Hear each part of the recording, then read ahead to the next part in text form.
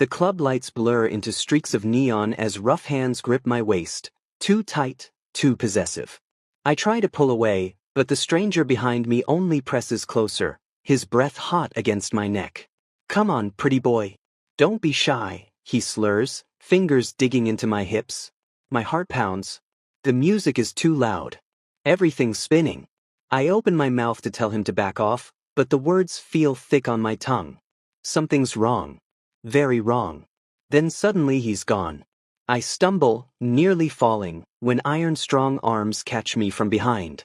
A familiar scent, cedar and gunpowder, fills my lungs. "Touch him again, and they'll never find your body."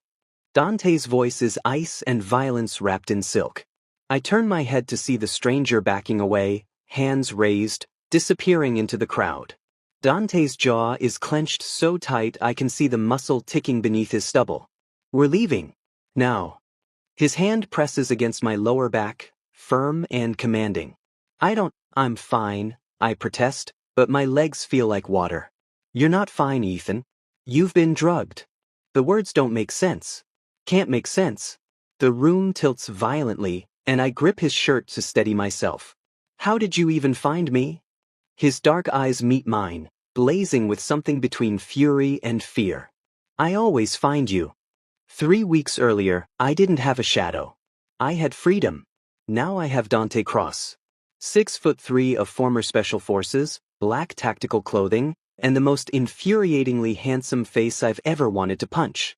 My brother Oliver hired him after the incident at the charity gala. Someone slipped something into my champagne. I barely remember that night, just Oliver's panicked face and hospital lights. "This is ridiculous," I tell Oliver now, watching Dante stand by the door of my hotel suite like a dark statue.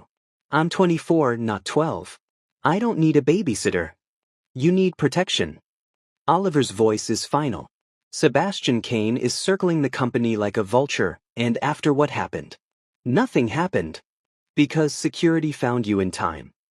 Oliver grips my shoulder. "Humor me, little brother. Let Dante do his job." "His job?" Following me everywhere, watching everything I do with those intense, calculating eyes that seem to strip away every defense I have. I hate it. I hate him. At least, that's what I tell myself. Day 3 of my personal prison, I try to lose him. I slip out through the service elevator while Dante's checking the security feed. I make it exactly 4 blocks before I hear his voice behind me. "Impressive. You lasted 7 minutes this time." I spin around to find him leaning against a lamppost, arms crossed, looking infuriatingly unbothered. "Are you tracking me? Would you prefer I let you wander into traffic?" He pushes off the lamppost, closing the distance between us in 3 long strides. "Get in the car, Ethan." "Make me." Something dangerous flashes in his eyes, something that makes my breath catch. But then his expression goes neutral again, professional. "Don't test me." I test him anyway. Every day. Taking random turns during our morning runs. Sneaking out at night. Anything to prove I don't need him hovering over me like I'm made of glass. But Dante is always there. 3 steps behind. Silent. Watching. And it's driving me insane. Tonight, I'm determined to actually escape. Maya helps me. "This is a terrible idea," she says, applying concealer to cover the dark circles under my eyes. "Your bodyguard is going to murder me." He's not my anything. He's Oliver's paranoid fantasy. I check myself in the mirror, tight black shirt, leather jacket, determination in my eyes. I just need one night to breathe. The underground club is exactly what I need. Anonymous, loud, chaotic. I lose myself in the music, in the press of bodies, in the illusion of freedom. Until the hands. Until Dante. Until everything goes sideways. Now I'm being carried through a parking garage, cradled against Dante's chest like I weigh nothing. "Put me down," I mumble, but it sounds more like "don't let go." "Not happening." His voice rumbles through his chest, vibrating against my cheek. I should be embarrassed. Should be angry. But the world is spinning, and he's solid and warm and safe. My fingers curl into his shirt. "Why do you hate me?" The words slip out before I can stop them. Dante's steps falter for just a moment. "I don't hate you, Ethan."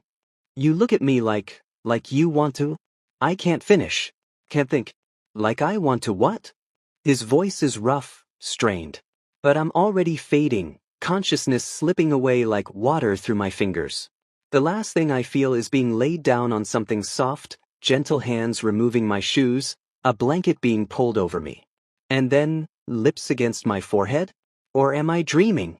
You have no idea what you do to me, someone whispers. Dante? No idea how hard it is to keep my hands off you. But that can't be real, can it? I wake to sunlight stabbing through my eyelids and a headache that feels like my skull is splitting open. I'm in my bed, fully clothed. There's water and aspirin on my nightstand and I catch sight of myself in the mirror across the room. There's a dark mark on my neck, just below my jaw. Purple and damning. My heart stops. What happened last night? I turn my head, and that's when I see him. Dante, sitting in the chair across from my bed, still dressed in black, looking like he hasn't slept. His eyes are fixed on me with an intensity that makes my skin burn. Good morning, Ethan. His voice is careful, controlled. But his eyes drop to my neck, and something dark and possessive flashes across his face. What? My hand flies to the mark. What did you do? He stands slowly, predator graceful, and takes one step toward me. The question isn't what I did, he says quietly, dangerously.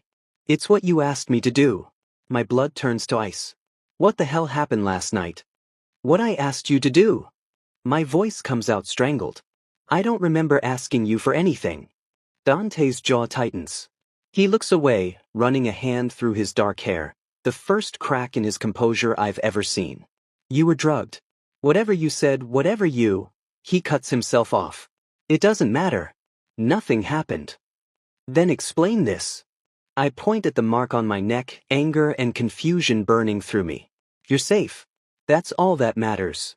His walls slam back up, his face an unreadable mask. Get dressed. We have a morning run in 20 minutes. He walks out before I can demand real answers, leaving me staring at my reflection and the damning bruise that looks exactly like what I think it is. A hickey. From my bodyguard. The tension between us over the next few days is suffocating. I catch him staring at my neck constantly, even after I cover it with makeup and high collars. Something dark flashes in his eyes every time, something hungry and barely restrained. During our morning run through the park, I finally snap. I stop abruptly, forcing him to halt behind me. We're alone on the trail, dawn barely breaking through the trees. Did you kiss me? I demand, breathless and frustrated. That night, did something happen between us? Dante's expression doesn't change, but I see his hands clench at his sides. Nothing you didn't ask for. Stop being cryptic. Just tell me the truth. The truth.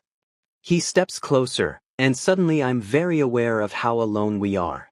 The truth is you're making this job impossible, Ethan. Every single day you push and test and he stops himself, jaw working. And what? And I'm only human. His voice drops to something dangerous. Stop playing games you don't understand.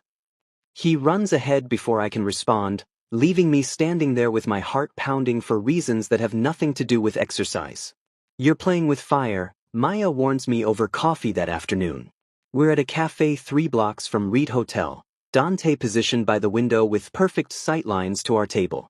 Always watching. I'm not playing anything, I protest, but even I don't believe it. Ethan. Maya grabs my hand. He's your employee. And he looks at you like he's calculating exactly how to make you his. She leans closer. Either stop torturing the poor man or admit you want him to cross that line. Do I? Want him to cross it? I glance at Dante. As if sensing my attention, his dark eyes meet mine across the cafe. The intensity there makes my breath catch. God help me. That evening, everything changes. Oliver is in meetings downtown, leaving me alone in the Reed Hotel penthouse, our family's private residence on the top floor. I'm changing for a business dinner, standing in my bedroom in just dress pants, when I hear it. Breaking glass. My door slams open. Dante fills the doorway, gun drawn. Get behind me. Now. My heart stops. What? Now, Ethan. I barely register moving before chaos erupts. 3 men in black tactical gear burst into the suite. Dante moves like liquid death, disarming one, dropping another with a brutal strike to the throat. It's terrifying and mesmerizing. But then a 4th man appears behind me. I don't even see him until cold steel presses against my throat. Drop it, Cross, the man growls, or I open his pretty neck. Everything goes still. Dante freezes, his gun still raised, aimed at my attacker's head. But his eyes are on me, wild with something between rage and terror. Let him go. Each word is a death sentence. Or I will make dying seem merciful. You're outnumbered, my captor laughs. Kane sends his regards. He doesn't get to finish. Dante moves faster than should be possible. A gunshot, the knife clattering away. 2 more shots. Bodies dropping. Then pain, sharp and burning across my collarbone. The knife grazed me in the chaos.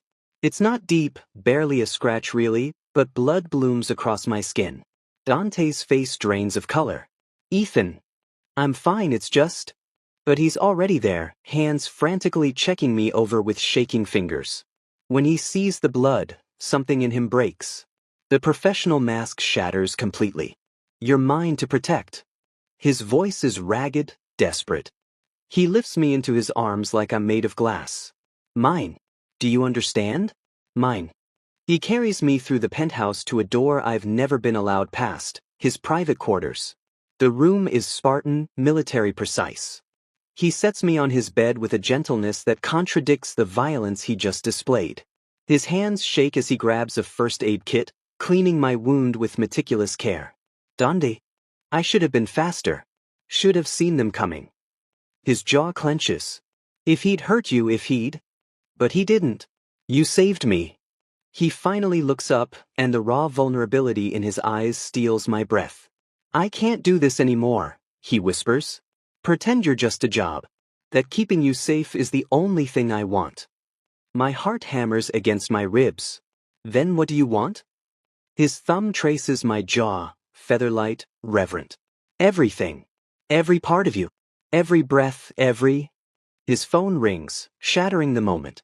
Oliver's name flashes on the screen. I watch Dante's expression shudder, walls slamming back into place as he answers. Sir.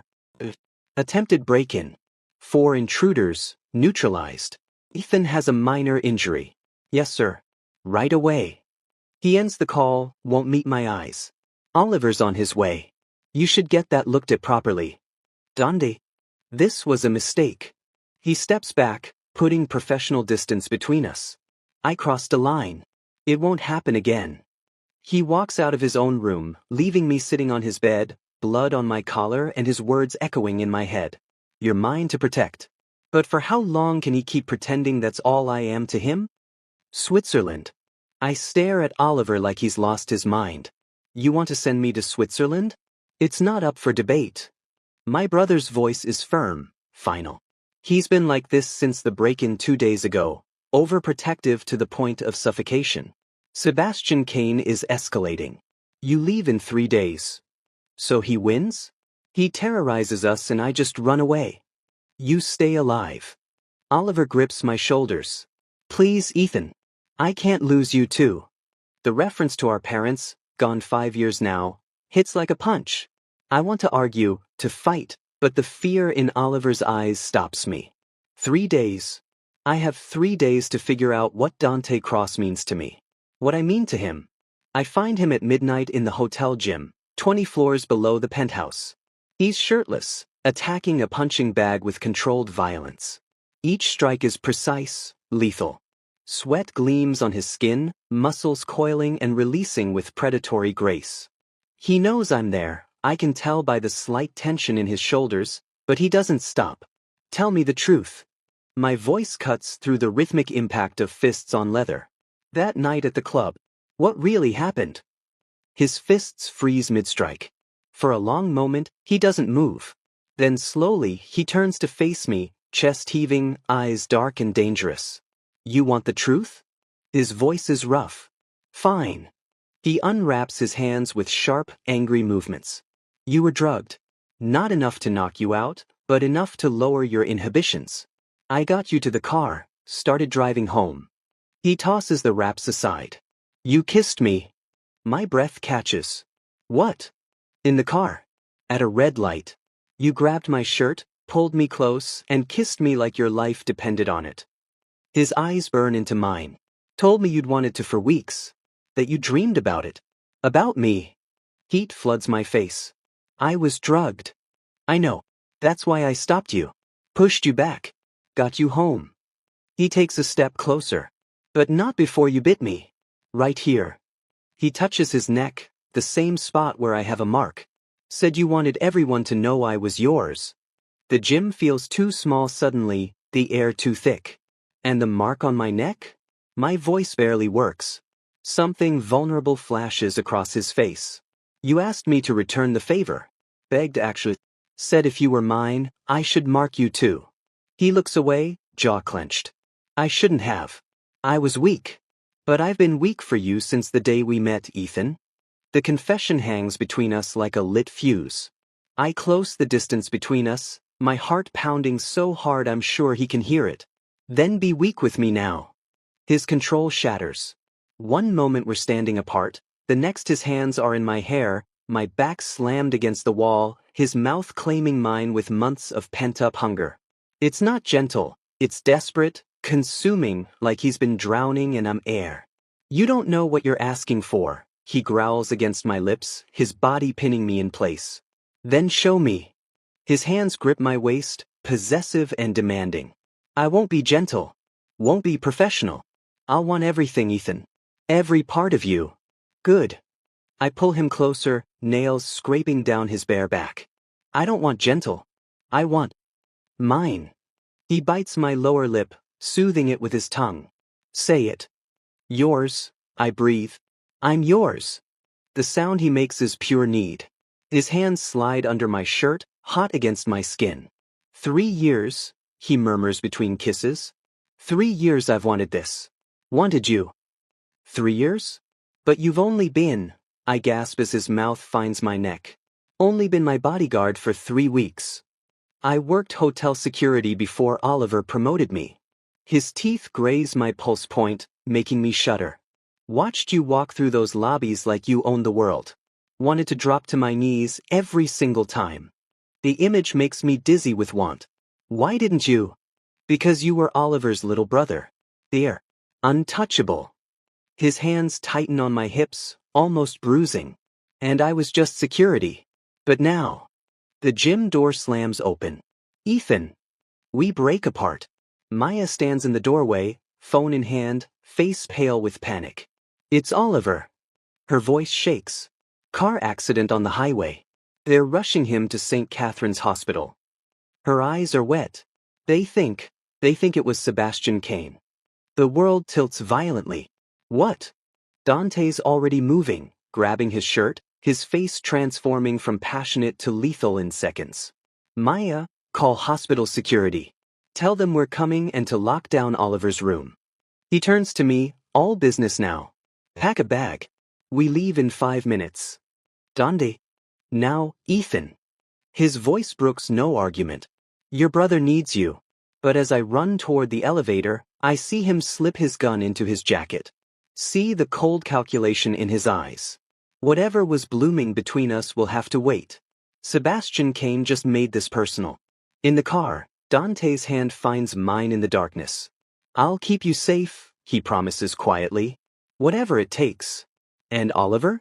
His fingers tighten around mine. Him too. I promise. But I see the gun on his hip. See the way his jaw clenches. Dante Cross is preparing for war. And I realize with startling clarity, I don't want him just as my protector anymore. I want him as my partner. In everything. Oliver survives. 3 broken ribs, a concussion, and a shattered leg, but he survives. The doctors say he's lucky, the crash should have killed him. Brake lines cut, they tell the police. Professionally done. Sebastian Kane's signature is all over it. You're going to Switzerland. Oliver's voice is weak from his hospital bed. Tomorrow. No arguments. No. I grip his hand. I'm not running while he destroys our family. Ethan. He drugged me. Sent men to kill me. Nearly murdered you. My voice shakes with rage. I'm not hiding while you fight this alone. Dante, positioned by the door like always, catches my eye. Something passes between us, understanding, unity. He's staying, Dante says quietly. And we're ending this. Oliver looks between us, sees something that makes his eyes widen. Dante, I'll protect him. With my life. Dante's voice is steel and promise. Trust me, sir. After a long moment, Oliver nods. Don't make me regret this. The plan is simple, dangerous, and uses me as bait. Sebastian wants me, both Reed Hotels and me personally. We'll give him the opportunity he can't resist. A high-stakes business meeting at our flagship hotel, me vulnerable and alone. Or so it will appear. I hate this, Dante growls, pacing my suite like a caged panther. Every instinct I have says this is wrong. It's the only way to draw him out. I catch his arm, stopping his pacing. You'll be there. Hidden. I trust you. His hand cups my face, thumb brushing my cheekbone. If anything happens to you, it won't. I lean into his touch. You won't let it. He pulls me close, forehead against mine. You made it my fight when you said I was yours, I whisper.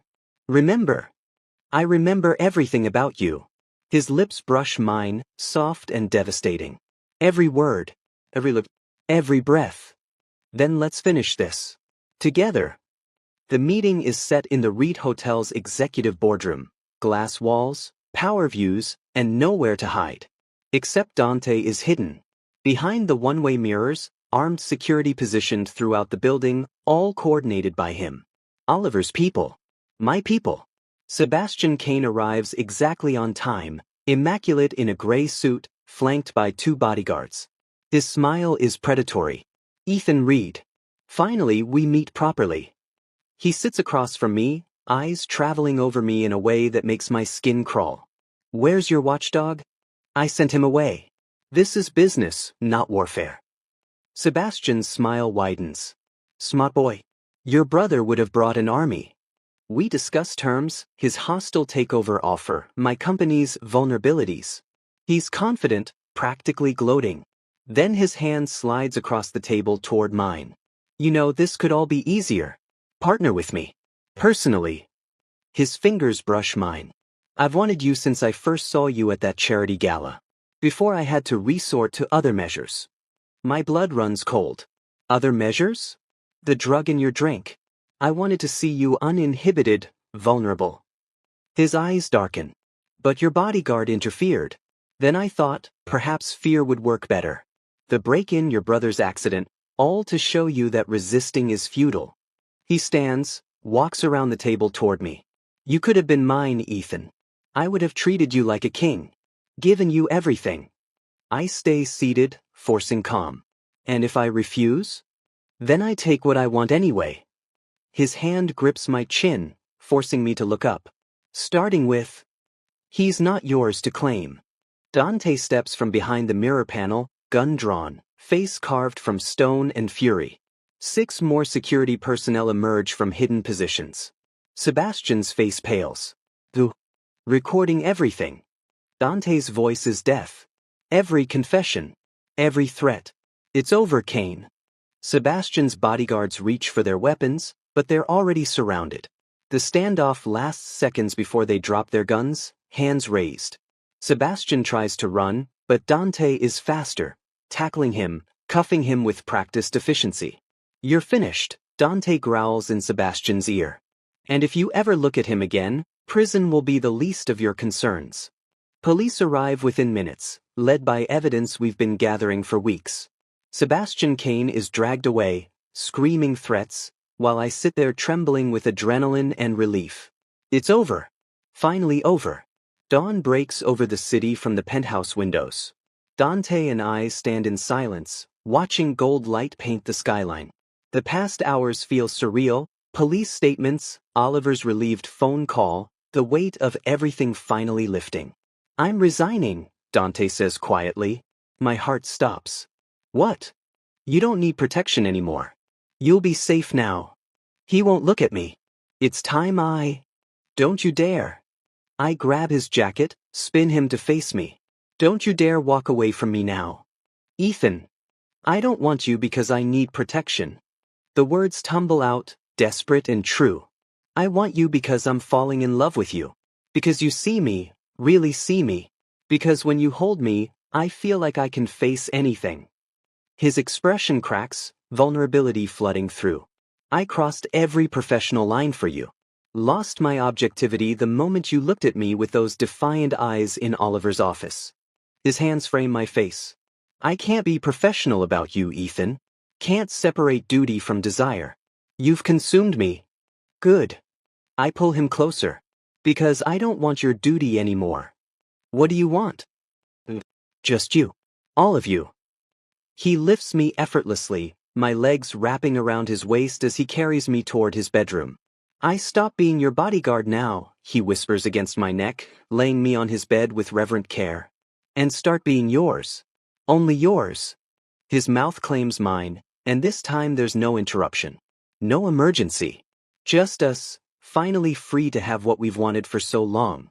I love you, I breathe between kisses. Mine, he answers, and it sounds like forever.